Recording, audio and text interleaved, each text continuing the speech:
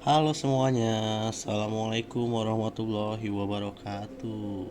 Perkenalkan, nama saya Muhammad Nur Syafi'i, salah satu mahasiswa dari Universitas Indrapasta PGRI dengan NPM 2020015036.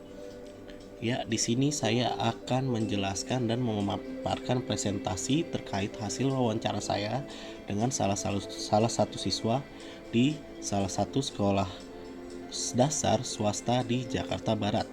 Oke, langsung saja saya akan menjelaskan yaitu Global Developmental Delay, yang mana ini adalah tugas dari mata kuliah konseling populasi khusus yang diampu oleh dosen Ibu Anggia Evitarini MPD.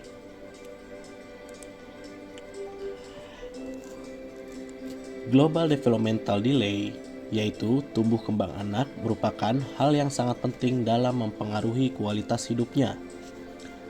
Anak yang mengalami gangguan perkembangan bisa mengalami berbagai kesulitan dalam menjalani aktivitas sehari-hari. Terlebih lagi jika ternyata ia mengalami Global Developmental Delay. Global Developmental Delay atau yang biasa disingkat adalah GDD, biasa disebut dengan keterlambatan perkembangan umum, adalah tertundanya 2 atau lebih bidang perkembangan pada anak. Keterlambatan perkembangan global GDD adalah diagnosis yang diberikan kepada anak-anak yang menunjukkan keterlambatan signifikan dalam keterlambatan perkembangan kognitif dan fisik mereka. Seorang anak dengan GDD dianggap memiliki fungsi intelektual yang jauh lebih rendah dibandingkan teman sebayanya. Oke, di sini deskripsi singkat saya tentang wawancara saya saat ini, yaitu saya wawancara di observasi dilakukan di SD Sumbangsi Grogol yang berada di Jalan Dr. Muwardi 2, Garing 13, Kelurahan Grogol, Kecamatan Grogol Petamburan, Jakarta Barat. Klien saya adalah salah satu siswa di sekolah tersebut. Proses wawancara dilakukan di sekolah saat jam istirahat berlangsung, yaitu pada waktu jam 9.30 sampai jam 10.00, bertepatan di SD Sumbangsih Grogol. Biodata klien akan langsung saya singkat menjadi AB. AB lahir di Jakarta pada tanggal 2 Februari 2011 dan jenis kelamin AB adalah laki-laki. Berikut fotonya dapat kita lihat, akan tetapi wajahnya sedikit saya tutup ya. Deskripsi diri klien, yang mana klien saya adalah AB. AB adalah siswa sekolah dasar kelas 5 di SD Sumbangsih Grogol. Saat balita, AB dapat dikatakan mengalami keterlambatan dalam perkembangannya. Terlebih dalam aspek motorik, ia baru bisa merangkak saat umur 1 tahun 6 bulan dan baru bisa duduk dan berguling saat akan menginjak umur 3 tahun dan juga masih belum bisa berjalan sendiri. Saat memasuki bangku sekolah dasar, AB mengalami kesulitan berbicara yang jelas dan cenderung terbata-bata yang membuatnya sulit bersosialisasi dengan teman sebayanya. Dengan berbagai keterbatasan yang AB miliki, sejak usia dini, AB memiliki bakat dalam menggambar. Ia sangat suka menggambar. Saat ini, AB sudah menginjak kelas 5 SD. AB bercerita bahwasannya ia tidak bisa mengambil keputusan sederhana yang rata-rata anak di usia AB sudah dapat mengambil keputusan dan cenderung malu untuk berbaur dengan teman sebayanya. Permasalahan yang sering muncul dalam diri AB yaitu adalah masalah dalam interaksi sosial dan emosional. Yang kedua adalah masalah dalam komunikasi. Yang ketiga, masalah kognitif. Dan yang terakhir adalah masalah motorik. Permasalahan yang sering muncul yang pertama adalah masalah dalam interaksi sosial dan emosional.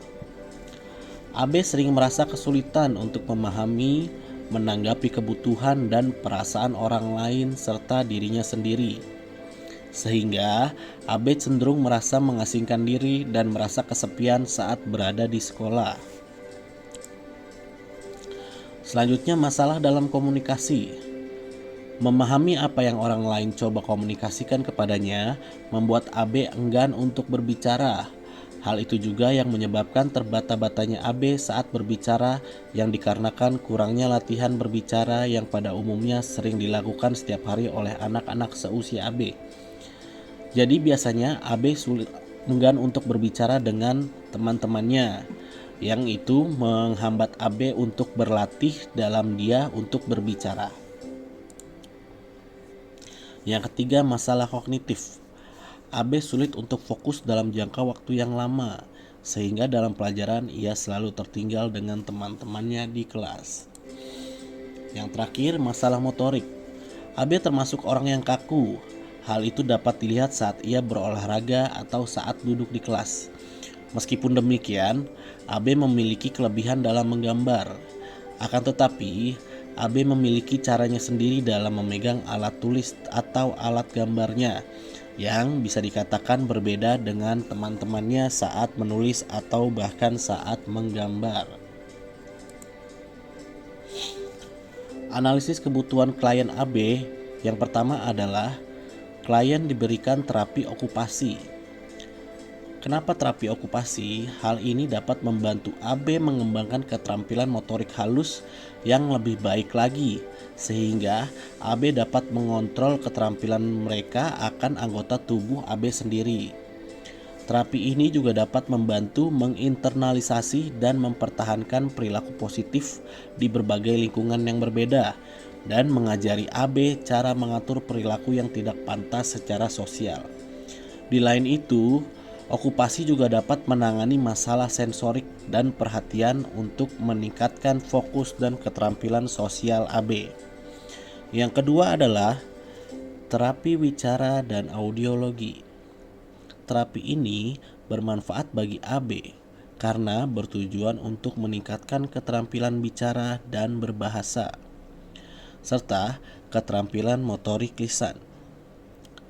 Khususnya AB yang sudah mampu berbicara meskipun terbata-bata, terapis mungkin dapat berupaya untuk membuat ucapan AB lebih jelas lagi dengan membangun kosakata dan berbicara dalam kalimat yang lebih panjang serta meningkatkan keterampilan mendengar dan memahami.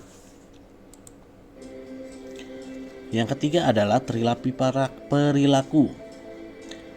Penderita GDD cenderung mengembangkan sifat-sifat perilaku yang negatif seperti perilaku agresif, toleransi yang buruk, frustasi yang berlebihan, atau kemarahan yang tidak terkendali. Oleh sebab itu, terapi ini bertujuan untuk memperbaiki perilaku antisosial yang dimiliki AB dan tidak pantas dengan memperkuat dan memuji perilaku yang baik. Mengabaikan perilaku tertentu dalam upaya tidak memperkuat perilaku tersebut dan mengembangkan konsekuensi terhadap perilaku lainnya. Melalui upaya terapi, AB diharapkan dapat memperoleh dukungan dan perawatan yang diperlukan, sambil belajar bagaimana berfungsi sebagai anggota masyarakat yang produktif dan positif. Yang terakhir, terapi fisik. Terapi ini dapat mengembangkan dan mencapai keterampilan penting. Dengan cara ini, AB dapat mulai membangun kemampuan motoriknya secara bertahap dan akan belajar mandiri secara fisik serta dapat menavigasi lingkungan fisik dan sosialnya dengan lebih baik. Dalam wawancara yang dihasilkan, wawancara dapat melihat potensi yang dapat dikembangkan dalam diri AB. Berdasarkan pengakuan dari AB memiliki bakat dalam hal menggambar. AB dengan kekurangan GDD-nya dapat memiliki keterampilan yang sangat mengesankan, sehingga apabila hal ini terus dikembangkan, AB nantinya akan dapat terus berkembang dan mendapatkan pengakuan di lingkungannya, baik di sekolah maupun di rumah. Oleh sebab itu, Diharapkan kepada orang tua AB dapat terus mendukung dan mengapresiasi hal positif yang dimiliki oleh AB dan juga mengawasi perilaku yang dapat menghambat perkembangan AB sendiri. Kendala yang dihadapi saat wawancara adalah keterbatasannya komunikasi dengan AB sering terjadi. Hal itu disebabkan karena sulit dimengertinya kalimat yang dikeluarkan oleh AB dan juga suara yang dikeluarkan cenderung kecil, sehingga perlu ketelitian dan fokus yang lebih saat mewawancarai AB. Selain itu juga waktu saat wawancara yang kurang tepat mengakibatkan terdistraknya pikiran AB dengan keinginan untuk istirahat mengikuti teman-temannya. Layanan BK yang dapat diberikan yaitu yang pertama adalah counseling behavior. Layanan ini bertujuan untuk terus berperilaku positif dan pengurangan perilaku yang tidak diinginkan. Yang kedua, bimbingan sosial dan emosional. Membantu AB dalam berinteraksi dengan teman sebayanya serta memberikan ruang dan kesempatan dalam mengeluarkan perasaan yang AB rasakan. Yang ketiga, konseling keluarga. Orang tua juga turut andil dalam memberikan dukungan emosional kepada AB dalam menghadapi segala tantangan yang dihadapi AB. Yang terakhir adalah layanan bimbingan belajar. Meningkatkan perkembangan akademis AB dan juga perencanaan belajar yang sesuai dengan kebutuhan AB di sekolah. Oke, terima kasih baik teman-teman semuanya. Terima kasih atas perhatiannya sudah menyimak apa yang sudah saya sampaikan. Sekian, ditutup dengan salam. Wassalamualaikum warahmatullahi wabarakatuh.